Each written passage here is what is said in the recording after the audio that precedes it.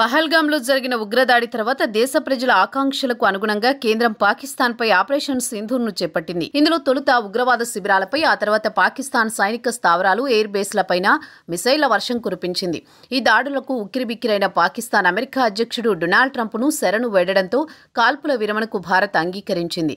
ఈ మొత్తం ఎపిసోడ్పై ప్రధాని మోదీ ఇవాళ జాతినుద్దేశించి ప్రసంగించారు. ఇవాళ జాతినుద్దేశించి చేసిన ప్రసంగంలో పాకిస్తాన్పై చేసిన దాడి విషయంలో సైన్యానికి, శాస్త్రవేత్తలకు, దేశ ప్రజలకు సల్యూట్ చేసినట్లు మోదీ తెలిపారు. దేశంలో ప్రతి మహిళకు ఈ విజయాన్ని అంకితం చేస్తున్నట్లు ప్రధాని వెల్లడించారు.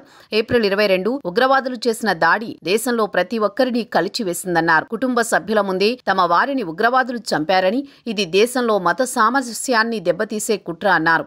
వ్యక్తిగతంగా ఇది తనకు సవాల్గా మారిందన్నారు. ఇప్పుడు పాకిస్తాన్కు పీఓకేను వదలడం తప్ప గత్యంతరం లేదన్నారు. మన కూతుళ్లు, తల్లుల నుదుటి సింధూరం తీసేస్తే ఏం జరుగుతుందో అని ఉగ్ర సంస్థలకు తెలిసేలా చేశామని మోదీ తెలిపారు. మన దళాలు ఉగ్రవాద శిబిరాలపై ఖచ్చితమైన దాడి చేశాయని, భారత్ ఇంత విధ్వంసం సృష్టించగలదని ఉగ్రవాదులు ఊహించలేకపోయారని ప్రధాని వెల్లడించారు. దేశం ఐక్యంగా ఉన్నప్పుడు మనం ఇంత కఠినమైన చర్యలు తీసుకోవాల్సిందే అన్నారు. ఉగ్రవాదులపై తాము చేపట్టిన ఆపరేషన్ సింధూర్ కేవలం పేరు మాత్రమే కాదని, ఇది కోట్లాది మంది సెంటిమెంట్తో కూడిన విషయమన్నారు. ఆపరేషన్ సింధూర్ అనేది న్యాయం కోసం ఒక అవిచ్ఛిన్న ప్రతిజ్ఞ అని మోదీ తెలిపారు. మే 7వ తేదీన ఉదయం ఈ ప్రతిజ్ఞ ఫలితాలు మారడాన్ని ప్రపంచం మొత్తం చూసిందన్నారు. శత్రువులకు తగిన సమాధానమిచ్చినందుకు భారత సాయుధ దళాలను మోదీ ప్రశంసించారు. వారి శౌర్యం మన దేశంలోని ప్రతి తల్లి, సోదరి, కుమార్తెకు అంకితమన్నారు. భారత క్షిపణులు, డ్రోన్లు పాకిస్తాన్ లోపల దాడి చేసినప్పుడు దాడికి గురైంది ఉగ్రవాద సంస్థలు మాత్రమే కాదని, వారి నైతికత కూడా దెబ్బతిందన్నారు. ఆపరేషన్ సింధూర్తో భారత్ 100 మందికి పైగా ఉగ్రవాదులను హతమార్చిందని ప్రధాని తెలిపారు. దీంతో పాకిస్తాన్ తీవ్ర షాక్లో ఉందన్నారు. తమ దాడితో పాకిస్తాన్ ఉలిక్కిపడిందని, భారత్ నిలబడ్డానికి బదులుగా ప్రతిదాడులు చేసిందన్నారు. పాకిస్తాన్ గురుద్వారాలు, పాఠశాలలు, పౌరుల ఇళ్లను, సైనిక స్థావరాలను లక్ష్యంగా చేసుకుందన్నారు.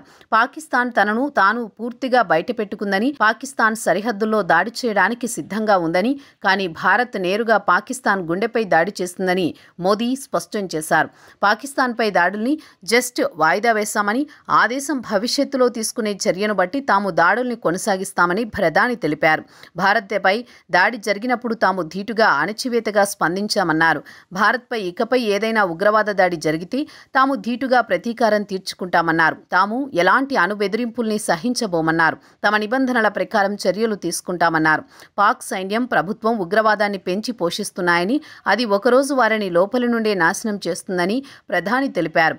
పాకిస్తాన్ మనుగడ సాగించాలంటే వారు ఉగ్రవాద మౌలిక సదుపాయాలను కూల్చివేయాలన్నారు. ఉగ్రవాదం, చర్చలు కలిసి సాగలేవన్నారు.